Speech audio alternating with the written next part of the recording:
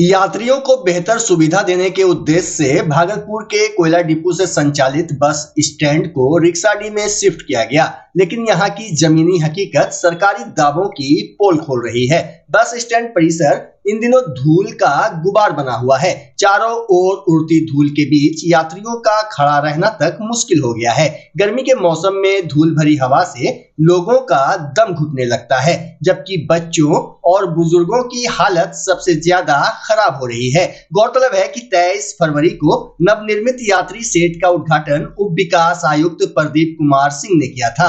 उस समय पेयजल, स्वच्छता, शौचालय, प्रकाश व्यवस्था और साफ सफाई को लेकर बड़े बड़े दावे किए गए थे। अधिकारियों को स्पष्ट निर्देश दिया गया था कि बस स्टैंड को स्वच्छ, सुव्यवस्थित और यात्री अनुकूल बनाया जाए एवं सभी निर्माण कार्य ससमय पूरा किए जाए। लेकिन उद्घाटन के कुछ ही दिनों बाद व्यवस्था चरमराती नजर आ रही है। परिसर में धूल उड़ रही है, शौचालय का निर्माण अधूरा पड़ा है और साफ सफाई की कोई ठोस व्यवस्था नहीं दिखती। स्थानीय लोगों का कहना है कि शौचालय निर्माण करीब 4 महीने पहले शुरू हुआ था, लेकिन अब तक पूरा नहीं हो सका है। सबसे बड़ा सवाल अधिकारियों की मॉनिटरिंग पर भी उठ रहे हैं। उद्घाटन के समय किए गए वादे अब कागजों तक सिमटते दिख रहे हैं। यात्रियों को राहत देने के बजाय रिक्शाडी बस स्टैंड अब उनकी परेशानी का बड़ा कारण बनता जा रहा है। स्टैंड में इतना धूल उड़ता है, मिट्टी उड़ता है, आदमी को जीने के लिए हराम है। स्टैंड का पीछे जाके देखे गाड़ी फंसता है। खाना जो खाते हैं उसमें धूल मिट्टी जाता है। पानी का व्यवस्था नहीं, लेडीज लोग आता है वॉशिंग कहाँ करे, गाड़ी के नीचे अपना इज्जत दिखाता है। क्या चाहते हैं? सरकार से सुविधा चाहते हैं और क्या चाहते हैं? नाम है आपका? मनोज सिंह। यहाँ जो है ना पानी का बहुत दिक्कत है। अच्छा। और महिला लोग जो यहाँ रहता है उसका भी बहुत दिक्कत होता है। और स्टैंड में है ना चोर गुंडा ये सब आता है, माफिया सब घूमता है यहाँ, उसके लिए भी दिक्कत है। वसूली करता है क्या? वसूली तो नहीं करता है। अच्छा, खाली घूमता फिरता है। अच्छा, और क्या दिक्कत है? पानी का व्यवस्था ये सब? पानी का व्यवस्था ठीक नहीं है। और लेटरिन बाथरूम भी नहीं है। आदमी सब जाता है इधर उधर जाता है, गंदगी फैलाता है। हम लोग को खुद दिक्कत होता है यहाँ। अच्छा, जी। नाम है आपका? मोहम्मद असगर नाम हुआ। अच्छा जी। आप दुकानदार हैं क्या? जी। सर यहाँ पूरा गड्ढा हो गया, गाड़ी घुमाने में दिक्कत होता है, गाड़ी लसक जाता है, गाड़ी बंद कहाँ करेंगे, आदमी सबको धूल से मर जाता है। अच्छा, धूल पूरा हो गया है। क्या करते हैं आप? बस चलाते हैं हम लोग। बस चलाते हैं जी। और क्या क्या दिक्कत हो रहा है पानी में? यहाँ पानी की सुविधा तो है थोड़ा सा। हाँ। 2 चापाकल है, और कोई दिक्कत नहीं है। यही है कि यहाँ गड्ढा में गाड़ी लसक जाता है। अच्छा। पैसेंजर सब इधर धूल मिट्टी खाते रहता है। पानी पड़ जाने के बाद दिक्कत? पानी पड़ जाने के बाद पूरे भर जाता है। भर जाता है। और लेटरिन बाथरूम बना है यहाँ? नहीं। हाँ? नहीं बना है अभी कैसे तक। जाते हैं आप लोग? उधर साइड में चल जाता है। साइड में चल जाते हैं। हाँ। गाड़ी यहाँ फंसता है सर, देखिए ना, गाड़ी फंसता है घुराने में। गाड़ी और क्या होता है? दिक्कत क्या? और क्या, कहाँ बोला लेटरिन बाथरूम बनेगा, कहाँ बना? नहीं बना है? हैं? नहीं बोला तो था कि बन रहा है। तो देखिए सर, आपके सामने है ना। अच्छा, गाड़ी जो है घुमाने में क्या होता है? फंस जाता है। क्या अगर पानी पड़ जाएगा तो क्या होगा? तब तो धसिया जाएगा। हैं? धसिया जाएगा, देखिए ना सर। अच्छा, दिक्कत हो रहा है सर, कितना गर्दा उड़ रहा है, देख रहे हैं ना। अच्छा, तब हम लोग का व्यवस्था नहीं है कोई चीज़ का सर। अच्छा। और कोई बात नहीं है। पानी पड़ने के बाद गाड़ी धस जाता है? पानी पड़ने अभी धस रहा है गाड़ी सर, अभी धस रहा है सूखे में। सूखे में? तब और यहाँ पानी का व्यवस्था है कि नहीं? पानी का व्यवस्था तो है सर। लेटरिन बाथरूम का? लेटरिन बाथरूम कुछ नहीं है। पैसेंजर जो उतरता है तो क्या? पैसेंजर उतरता है, बहुत परेशानी है पैसेंजर को सर, बहुत दिक्कत है परेशानी को सर। क्या चाहते हैं भागलपुर के डीएम साहब से? क्या डीएम साहब से चाहेंगे, व्यवस्थित कर दे हम लोग, और क्या बोलेंगे। क्या नाम है आपका? संजीव वर्मा। क्या करते हैं आप? हम सर गाड़ी का मतलब यहाँ देखभाल करते हैं। भागलपुर के टाउन हॉल में अंतर्राष्ट्रीय महिला दिवस के अवसर पर भव्य कार्यक्रम का आयोजन किया गया। कार्यक्रम का उद्घाटन महापौर डॉक्टर वसुंधरा लाल, उप विकास आयुक्त प्रदीप कुमार सिंह, सिटी एसपी शैलेंद्र सिंह समेत कई पदाधिकारियों ने संयुक्त रूप से दीप प्रज्वलित कर किया। इस मौके पर बच्चों द्वारा सांस्कृतिक कार्यक्रम के तहत आकर्षक नृत्य की प्रस्तुति दी गई, जिसने कार्यक्रम में मौजूद लोगों का मन मोह लिया। कार्यक्रम के दौरान महिलाओं की उपलब्धियों और समाज में उनकी बढ़ती भागीदारी पर भी विस्तार से चर्चा की गई। डीएसपी प्रेरणा सिंह ने कहा कि आज के समय में महिलाओं की भूमिका हर क्षेत्र में मजबूत हुई है। उन्होंने कहा कि यह गर्व की बात है कि देश के साथ साथ बिहार की महिलाएं भी तेजी से आत्मनिर्भर बन रही हैं। उन्होंने बताया कि पुलिस विभाग में भी बड़ी संख्या में महिलाएं अपनी सेवाएं दे रही है और जिम्मेदारियों को बखूबी निभा रही हैं। कार्यक्रम में कई अधिकारी, महिलाएं और स्थानीय लोग मौजूद रहे।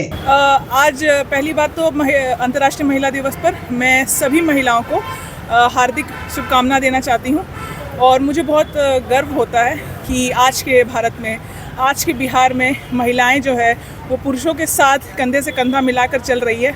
और रहा सवाल मेरे पुलिस विभाग का, तो मैं बहुत गर्व से ये कह सकती हूँ कि पूरे भारत में सबसे ज़्यादा महिला पुलिस अफसर हमारे बिहार के पास है। तो महिला सशक्तिकरण का इससे अच्छा उदाहरण नहीं हो सकता और मैं बहुत गर्वान्वित हूँ और सभी को बहुत बधाई देना चाहती हूँ। भागलपुर शहर के प्रमुख सार्वजनिक स्थलों में शुमार लाजपत पार्क की बदहाल स्थिति को लेकर रविवार की सुबह नगर विधायक रोहित पांडे ने पार्क का निरीक्षण किया।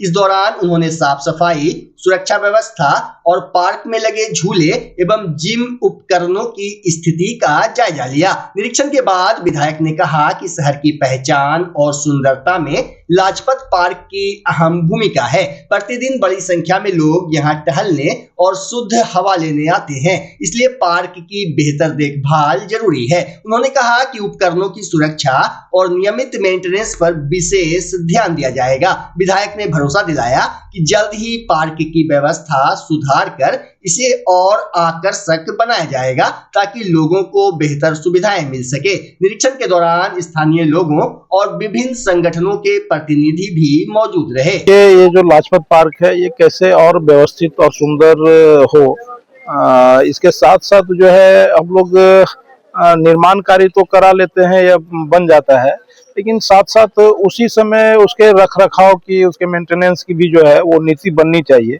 तो एक तो इसको कैसे और व्यवस्थित बन सके इसके लिए तो काम करेंगे ही कि यह पार्क और पूरा तरह से समृद्ध और बेहतर बने। और इसके साथ साथ जो है इसके मेंटेनेंस की क्या व्यवस्था हो सकती है उसके लिए भी काम करेंगे।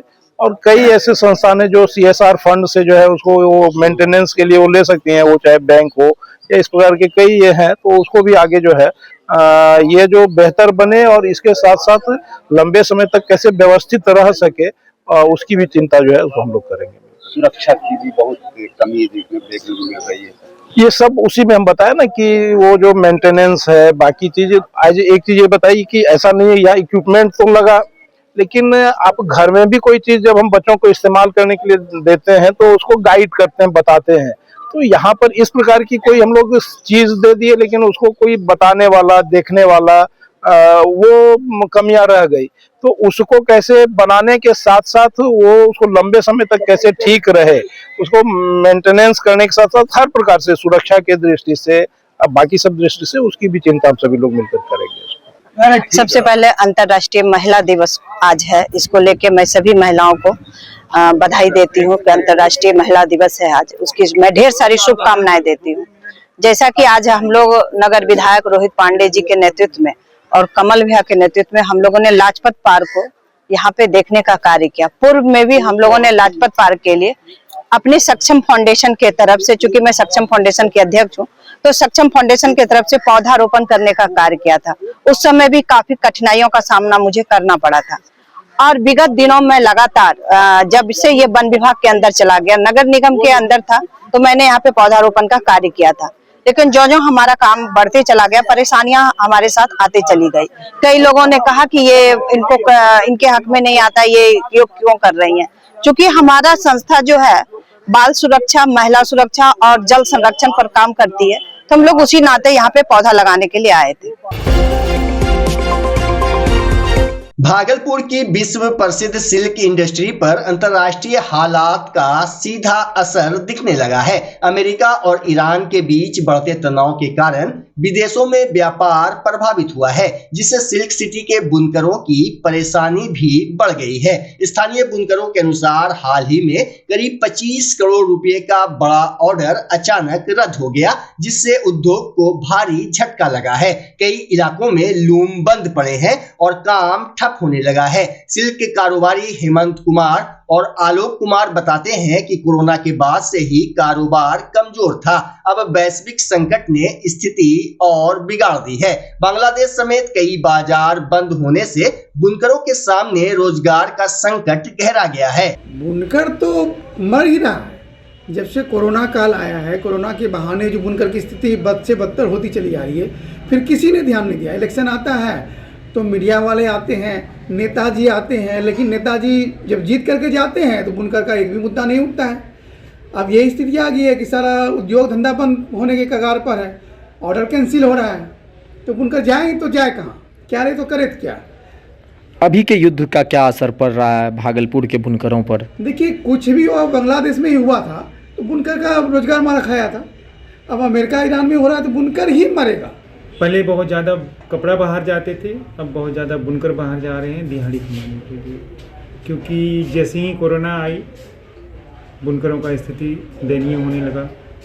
कोरोना के बाद और भी समस्याएं सामने आने लगी, युद्ध आने लगे, और अभी अमेरिका और ईरान, इससे तो लग रहा है जैसे बुनकर समाज बिल्कुल ख़त्म हो जाएगा और बुनकर सिर्फ दिहाड़ी करेंगे। इनकी मशीन बेच करके खाने की स्थिति आ गई है। वजह कि एक तो मार्केट में काम था ही नहीं, कुछ भी जो भी काम थे ये युद्ध इससे खा रहे हैं। बच्चा जब जन्म लेता है तो कई बार बच्चा तुरंत नहीं रोता है, रोने में देर हो जाता है। ऐसे में बच्चा क्षतिग्रस्त हो जाता है और उसके बचने की संभावना कम हो जाती है, और यदि बचा तो भविष्य में उसमें विकलांगता की समस्या आती है, जिसे सीपी कहते हैं, जिसका कोई माकूल इलाज नहीं है और ज़िंदगी भर बच्चा विकलांगता से जूझ सकता है। ऐसे में पूरे संसार में कूलिंग थेरेपी का सहारा लिया जाता है। जन्म से ठीक 6 घंटा के अंदर यदि उसको कूलिंग थेरेपी दिया जाए तो उससे उसका सीपी की समस्या कम होती है और बचने की भी संभावना बढ़ती है। पहली बार बिहार झारखंड में आपके शहर के स्नेह नवजात शिशु बाल सेवा केंद्र में यह मशीन उपलब्ध है। कभी भी ऐसी बात हो कि बच्चा रोने में विलम्ब हो गया तो आप स्नेह नवजात शिशु बाल सेवा केंद्र में जरूर संपर्क करें।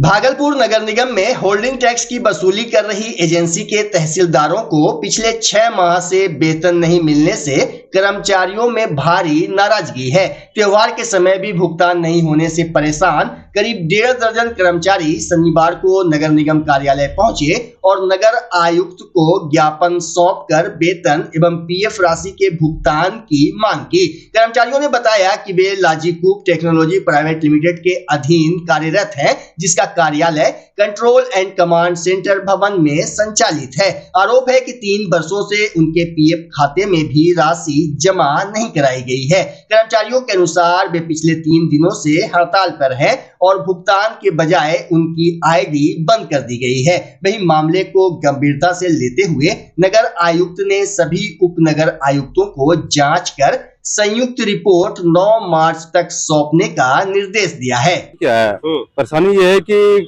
3 साल हो गया हम लोग को पीएफ अकाउंट में कोई पैसा नहीं है, पीएफ अकाउंट भी नहीं बना है, ठीक है, और 8 महीना से सैलरी नहीं आया है। उसके बाद होली ऐसा पर में हम लोग को सैलरी नहीं मिला। क्या धमकी दे रहा है? धमकी दे रहा है कि आप लोग को जहाँ तक जाना है ना चले जाइए, आप कुछ नहीं उखाड़ पाइएगा। यहाँ पे नगर आयुक्त साहब से मिलने के लिए हम लोग, जब उनको बोला गया कि हम लोग का पीएफ अभी तक क्यों नहीं 3 साल से दिया जा रहा है, ना पीएफ आईडी दिया जा रहा है, ना पीएफ में अकाउंट में पैसा है।